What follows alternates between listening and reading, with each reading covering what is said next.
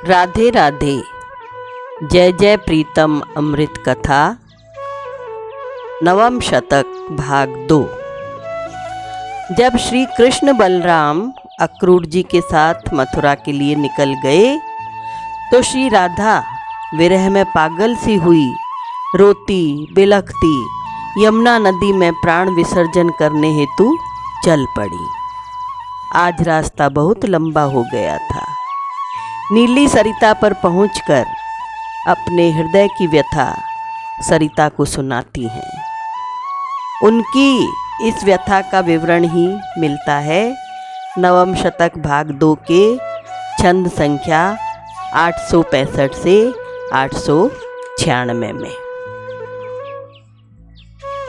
अपने मस्तक पर जल डालकर बाला बोली, बहन आज मैं तेरे समीप रोने आई हूँ।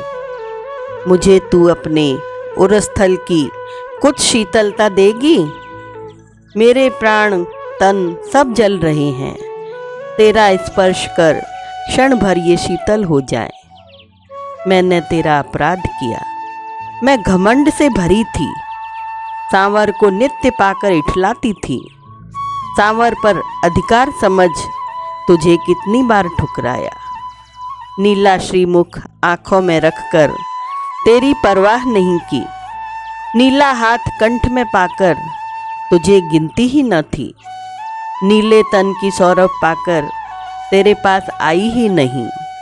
नीले तरु का रस पीकर मस्त हो गई, तुझसे मिली नहीं। नीले मुख का मधुरव सुना, तेरा कलकल नहीं सुना। नीली गोद में रही, तेरी गोद सुहाती ही न थी। नीले हाथ मेरे पदों की सेवा करते थे, अतः तेरी सेवा में रुचि न रखी। नीली अलकावली मेरे श्रम को हरती थी, अतः तुझे भूल गई। मेरी वह निधि छिन गई, अब मैं भिखारिन हो गई। कल जो निकुंजों की महारानी थी, आज दीना भिक्षुकी हो गई। सब गर्व चूर हो गया। मैं नगण्या बन चुकी हूँ।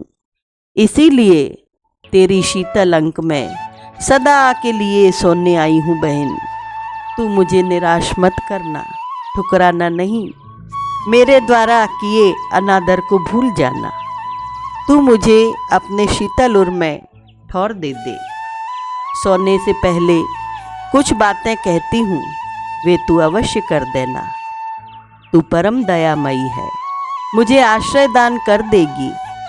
उससे पहले मेरी यह सेवा कर देना। मेरे प्राणनाथ मुझसे अलग हो जाएं भले ही, पर तेरे पास अवश्य आएंगे। तेरा परित्याग नहीं करेंगे। और तू तो वहाँ भी है जिस नगरी में वे विराजित हैं। कुछ गुप्त हेतुओं से मैं उन्हें सुख नहीं दे पाई। वे अहो तरसते चले गए, मुझसे निराश होकर चले गए। पूरी उमंग के साथ हृदय से लगा नहीं पाई। अतः तू मेरे प्राणों में अपने प्राण मिलाकर उन्हें वह सुख देना।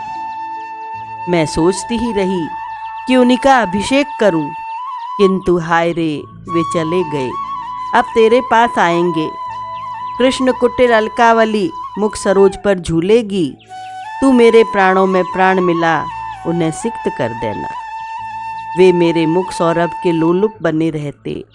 मैं लज्जा से घिरी रहती, उनका मनोरथ पूरा न कर सकी।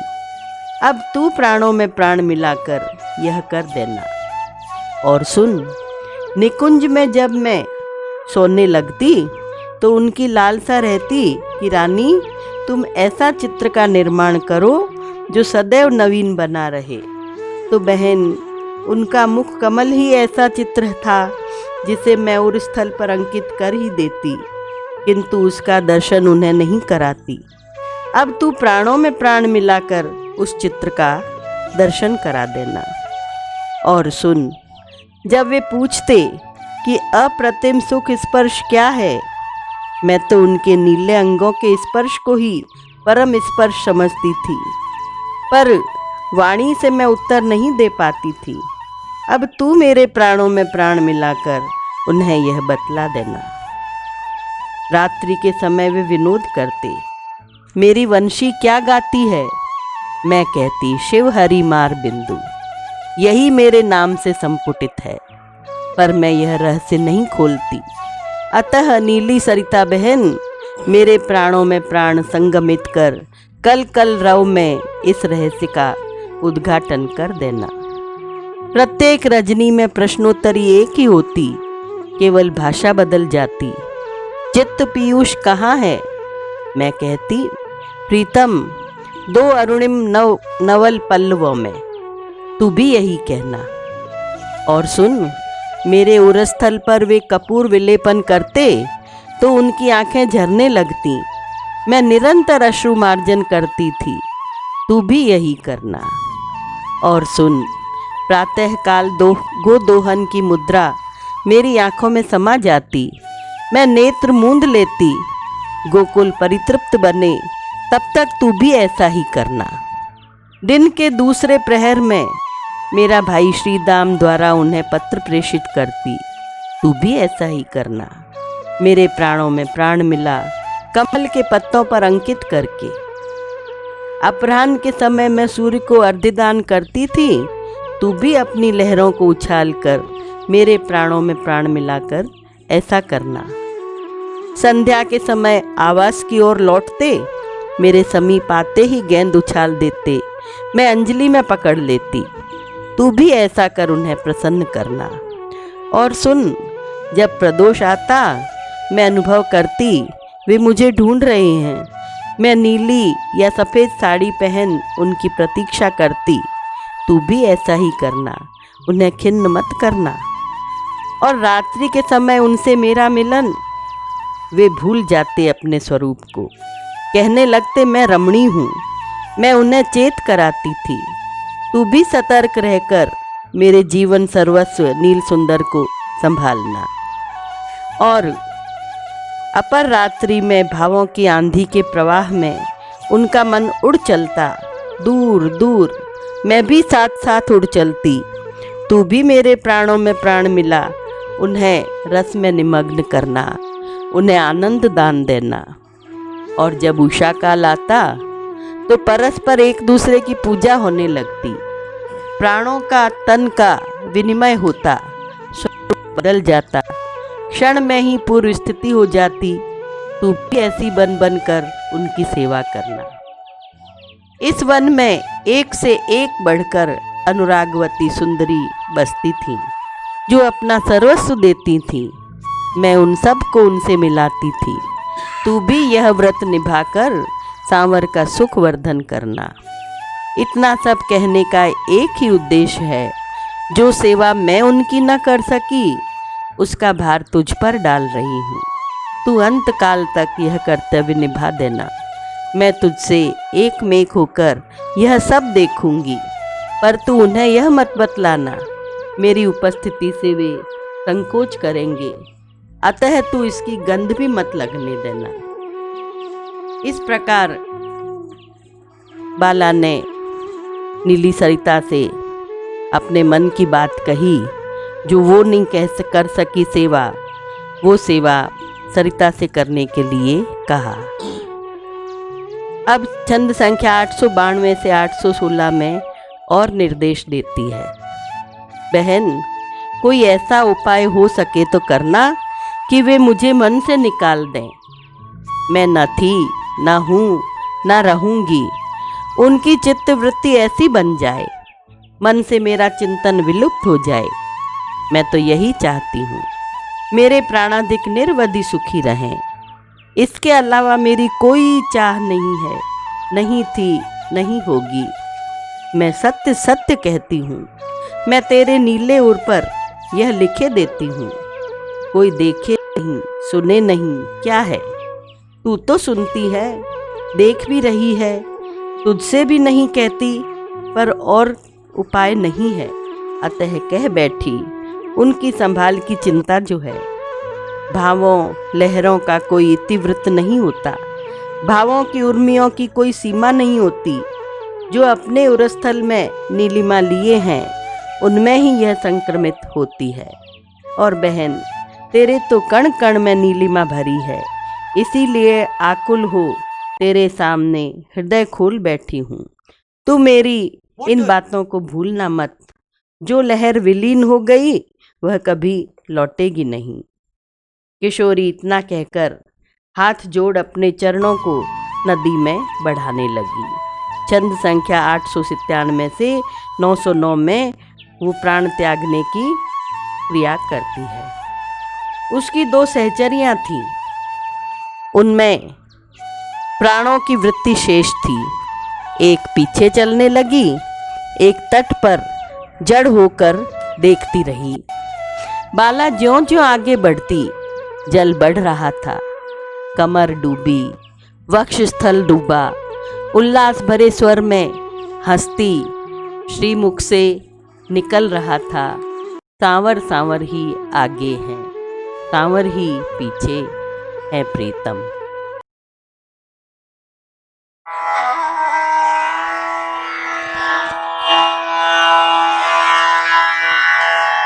सांवर सांवर ही आगे है, सांवर ही पीछे है प्रियतम। सांवर सांवर ही दाहिने है, सांवर ही बाएं है प्रियतम। सांवर सांवर ही नीचे है, सांवर ही ऊपर है प्रियतम। सांवर सांवर ही अब केवल सर्वत्र अवस्थित है प्रियतम। सांवर सांवर ही अब केवल सर्वत्र अवस्थित है प्रियतम। है तत्व बताया तुमने ही, तुम हो मेरे प्रियतम। है केवल राधा राधा फिर नित्य युगल भी हो प्रियतम। यह में प्रतिबिंबित है प्रतिमा राधा की माया में प्रियतम। है किंतु बिंब से भिन्न कहाँ सत्ता छाया की है प्रियतम। राधिका रमण निर्वधि जय जय अम्बुज नयन सदा प्रियतम। राधिका रमण निर्वधि जय जय जय अम्बुज नयन सदा प्रियतम। जय सतत नंद नंदन जय जय हे नाथ निरंतर है प्रियतम। जय सतत नंद नंदन जय जय जय नाथ निरंतर है प्रियतम। गोपिका प्राण सर्वदा तथा जय मन्मथ मतन हो प्रियतम। चिरकाल विश्व रंजन जय जय जय कृष्ण हरनिश हे प्रियतम। चिरकाल विश्व रंजन जय जय जय कृष्ण हरनिश हे प्रियतम। जय जय प्रियतम जय जय प्रियतम जय जय प्रीतम जय जय प्रीतम जय जय प्रीतम जय जय प्रीतम।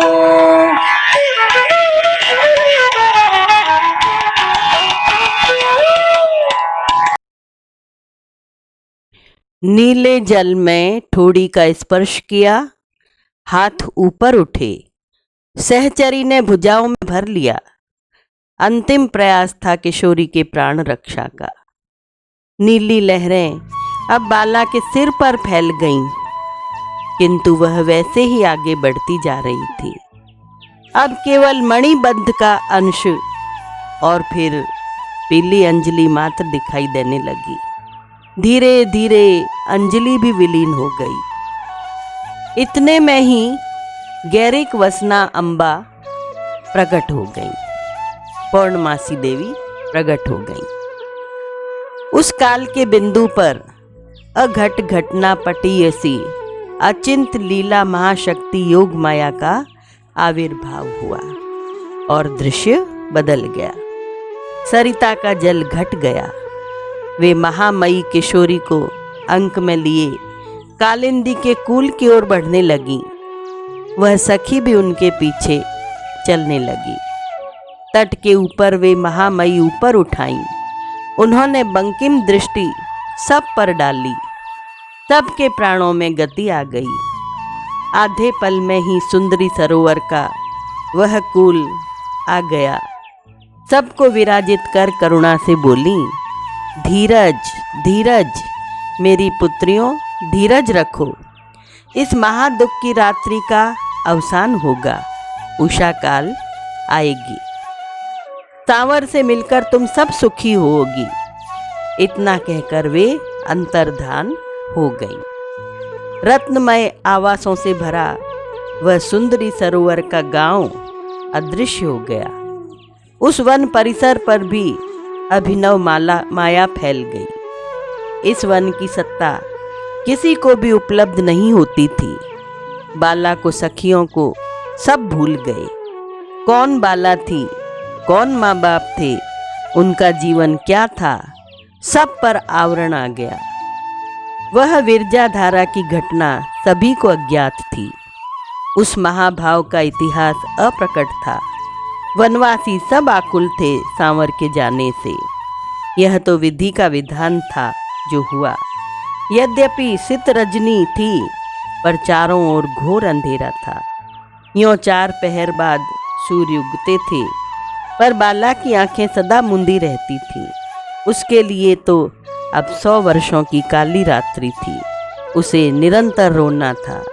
इसके आगे के करुण चित्र का वर्णन करना बड़ा ही मुश्किल है। राधे राधे, राधे राधे, राधे राधे, राधे राधे।